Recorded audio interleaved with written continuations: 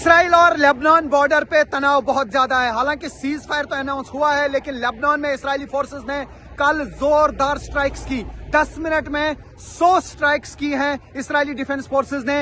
150 के करीब लोग मारे जा चुके हैं, 8 से 900 लोग घायल हो चुके हैं लेबनान में, और बहुत ज्यादा तबाही हुई है। अब तक जितने भी हमले लेबनान में हुए हैं, उनमें सबसे ज्यादा हमले जो हैं वो कल उस वक्त हुए जब आईडीएफ ने जगह जगह पे हमले किए, चाहे वो साउथ लेबनान हो, बेरूत हो, दहाई हो। ये पूरा लेबनान कल दहल गया और अब इस पूरे बॉर्डर एरिया में बहुत ज्यादा तनाव पाया जा रहा है। ईरान ने साफ कर दिया है कि अगर लेबनान में हमले नहीं रोके गए तो वो सीज फायर को नहीं मानेंगे, वो फिर से हमले कर सकते हैं टेल अवीव पर, जेरूसलम पर और हाइफा पर।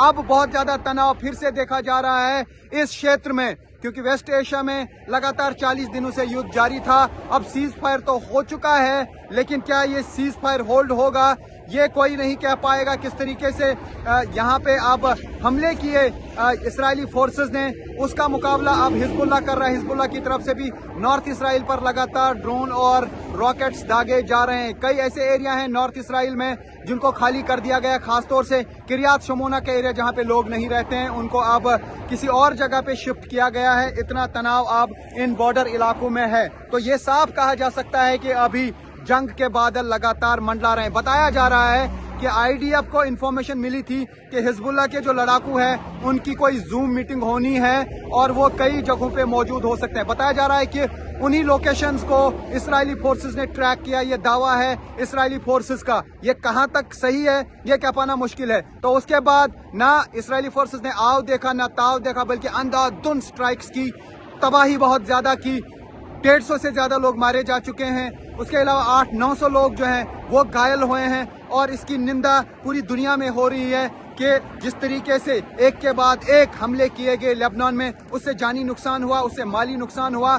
और अब इसराइल पर जिस तरीके से हमले पहले ईरान करता आया है, उसी तरीके की धमकी फिर से दी गई है कि अगर इसराइल ने लेबनान में हमले नहीं रोके तो फिर ईरान ये जंगबंदी नहीं मानेगा, ये सीज फायर नहीं मानेगा। लेकिन यूएस ने और इसराइल ने कहा कि एग्रीमेंट में लेबनान शामिल नहीं है, जबकि सीज फायर में ईरान का कहना है कि लेबनान पे भी बात हुई है। 10 मिनट में 100 स्ट्राइक्स की हैं इसराइली डिफेंस फोर्सेस ने।